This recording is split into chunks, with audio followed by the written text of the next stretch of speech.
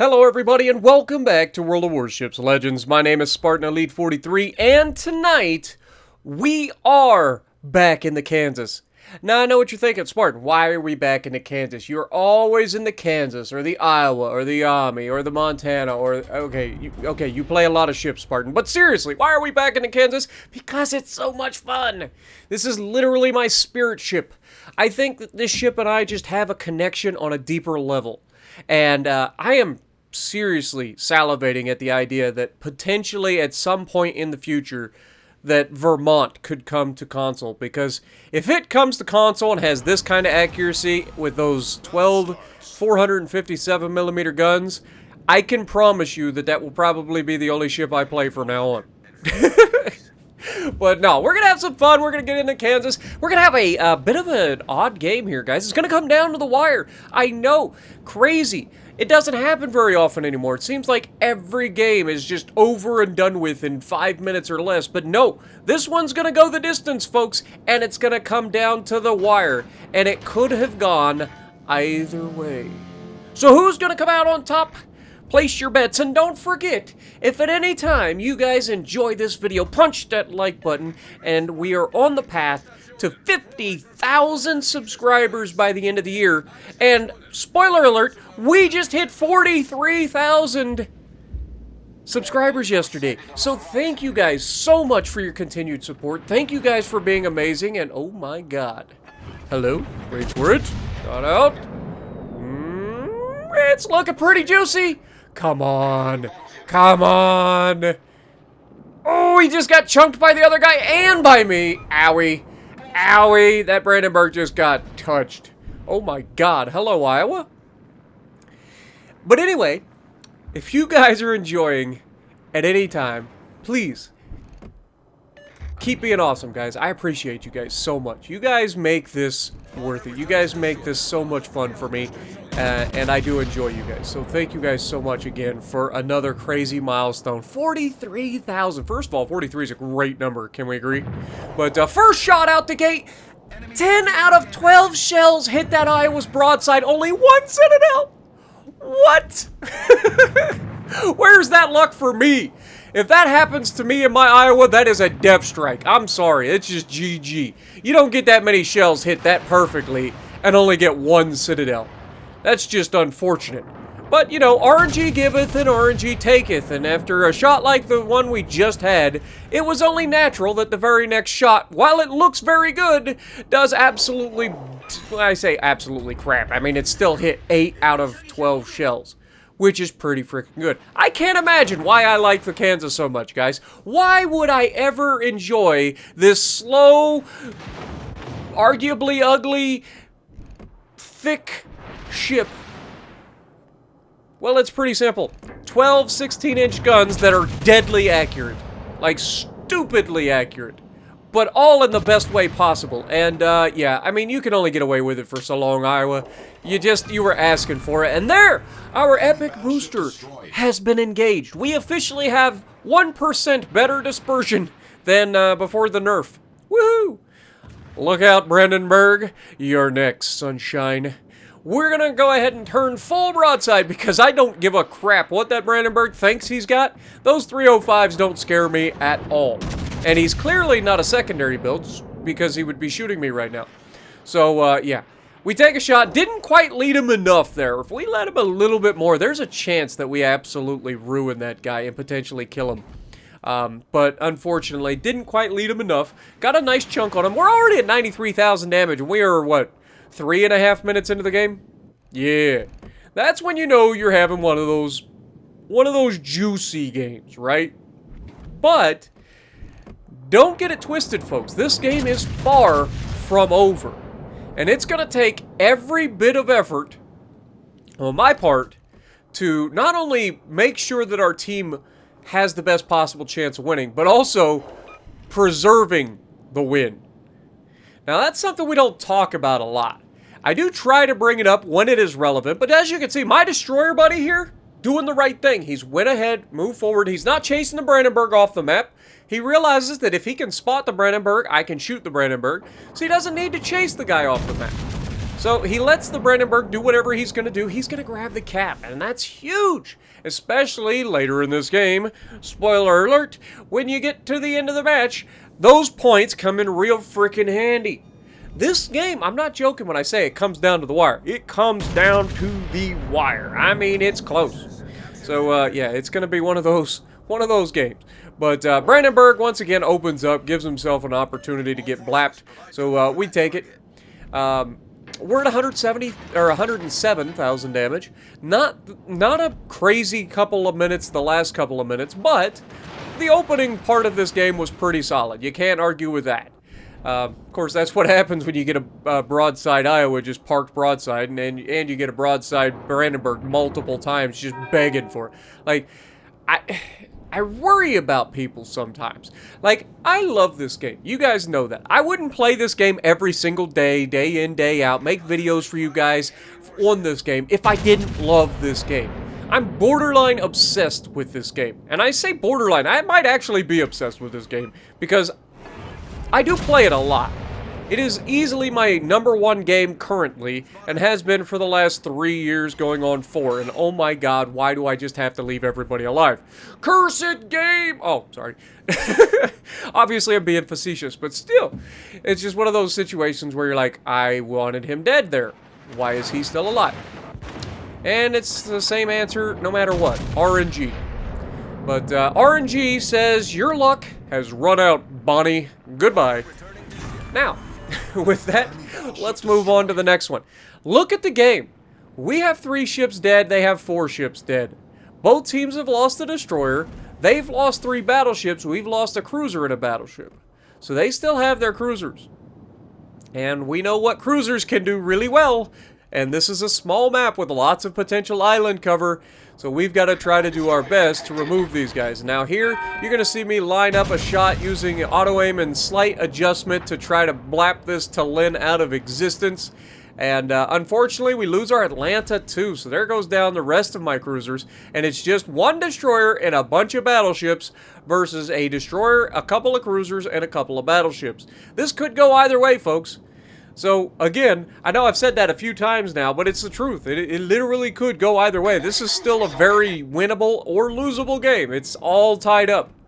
So we're going to try our best to make sure that we're in a position where we can actually do the best to try to limit who can A, damage us, and B, get rid of as many people as possible. Now, we take all of the health off of that Talin, and the Bismarck manages to join the kill. That's fine. I don't care about kills in these situations. At this time, it's more about trying to finish people off. So here you can see I'm going to focus the Zeton here with the Bismarck. We managed to take the Zeton down to very low health, and he's reversing towards us. I don't understand this strategy. Maybe there's a strategy to this that I don't understand, but yeah, you got me on this one, I'm not gonna lie. That thing's relatively quick for a battleship because it's a battle cruiser, and it's relatively agile as well, so I would think that you would want to be like, I don't know, moving forward and potentially dodging, but if you're gonna sit there, we're gonna take it, and of course, out of all the shells we send down range, only 2 of them manages to impact his ship, and we leave him with just enough to get away. But his time has got to run out eventually, right? Like, he's going to die. He has no health left. All I gotta do is land a couple of shells. And of course, in true Spartan fashion, we're just not allowed to get rid of the guy, right? But watch. Not only do I not pay attention or not worry about them, I know that I have the damage con. I know that I have my heals. I'm not worried about the Montpellier right now. I take a shot with my rear guns across the map to the Iowa, paying attention to the mini-map, knowing that I can take a shot on him. Now, unfortunately, it wasn't a very good hit. I don't know what happened there. I didn't get a chance to watch it. That's one of the downsides, but you can see, dude has no health left. So we're going to go ahead and line up the shot once again, trying to make sure that he gets gone. We don't want to leave him alive. Worst case scenario, he ends up blapping us from across the map after our guy dies. But fortunately, Lone Wolf and the Bismarck manages to hold that down. Now, both teams have 2 caps. We have a massive points lead. Here's the torpedoes from the Zeton. Not too worried about that. Not gonna lie, I was only slightly worried about that, to be honest. But we're on fire twice, and look at what the Montpellier is doing. This is exactly what I was worried about. This is what I was telling you guys. But as we mentioned yesterday in Bismarck's game where I chased a kite, and I told you guys that that is not how you win games. We are not going to chase a kitey cruiser out into the open water so that he can DPM us to death. Like, that's just a stupid play, right? We've already lost a lot of hit points to this guy because of his ability to set us on fire, because of his rapid-fire guns. So what do? We turn and we turn away. What are we going to do specifically? We're going to turn back and defend the caps. The only way they can win this is by sinking us or by capturing the bases and getting a points lead. Now, capturing the bases and getting a points lead at this point, unlikely, as long as we don't give up all the caps. Now, Bismarck is in the B cap. The Friesland has moved around to the Delta cap. Thank God it's a Friesland, am I right? Like, thank God that it's actually a Friesland that's up against us, because if this was a torpedo destroyer, this could have actually gone a lot worse, especially for me in this one, because while I knew kind of where this guy was, like, I get a little complacent, and part of the reason I get complacent against this destroyer is solely due to the fact that I know he doesn't have torpedoes, right? If he's gonna kill me, he's gonna have to shoot me down. And I have a heal left. I'm gonna be able to get at least, 8 to 10,000 damage or health back. So I'm not worried about a Friesland at this point. I have my damage con available. He's limited in the amount of damage that he's gonna get off. And the fact that the last time I saw him, he was very low health. Remember, we saw him in the B cap briefly.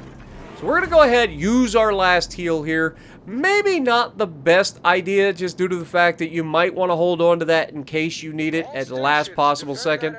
But the way I'm seeing this is, I'm going to use it, get up to 25,000 health, and then if the Friesland does engage me, that gives me a little bit of a buffer. Because remember, Friesland's guns are disgustingly fast. And if he loads AP and gets my broadside, there is a possibility that if I miss, if RNG just says no, and let's be honest, RNG does do that to you occasionally, especially against destroyers. If RNG just says no and your guns go everywhere except where you want them to, I need to have that little bit of a buffer that maybe gives me a chance to reload these guns. Remember, these guns take a while to reload. So here you can see we disappeared for a moment, but now we're respotted. That's not the cruiser behind us spotting us, it's the Friesland. So that tells me that the Friesland is likely pushing out to the left side. Now, my guns are still on the right, just due to the fact that I've kind of like been paying attention to my teammates and I didn't lock my guns. I'm not worried about the Friesland so much. If the Friesland decides to engage me, I'm going to turn my entire ship and shoot him regardless. That's the one beauty of the Kansas and the South Dakota class battleships like Massachusetts, Alabama. They all have really decent turning for battleships.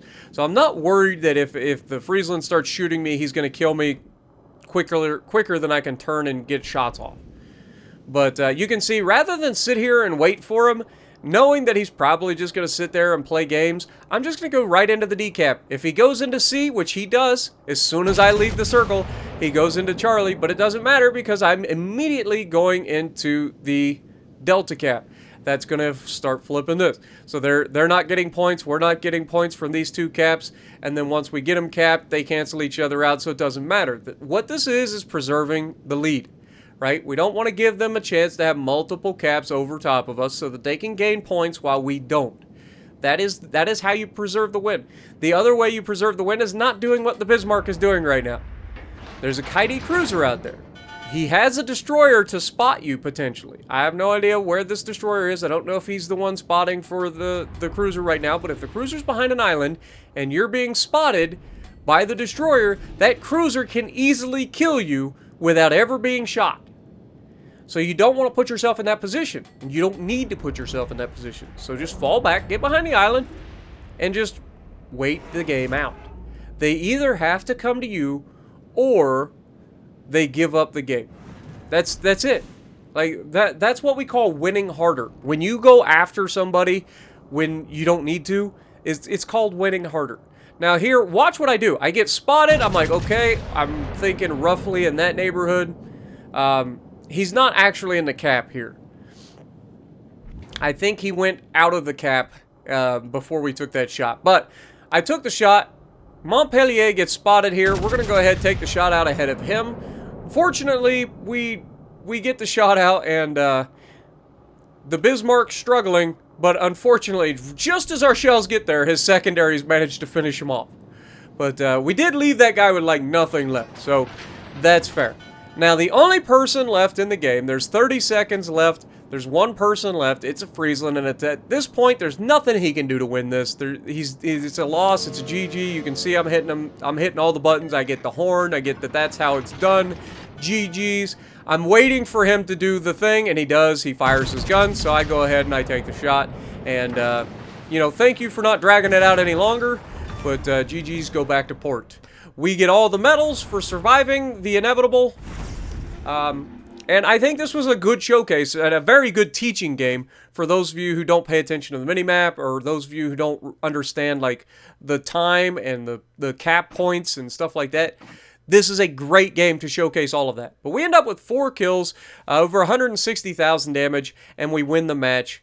So let me know what you guys think, and if you like what I'm doing, punch the like button, leave a comment below, subscribe to the channel if you haven't already, and as always, I will see you in the next video.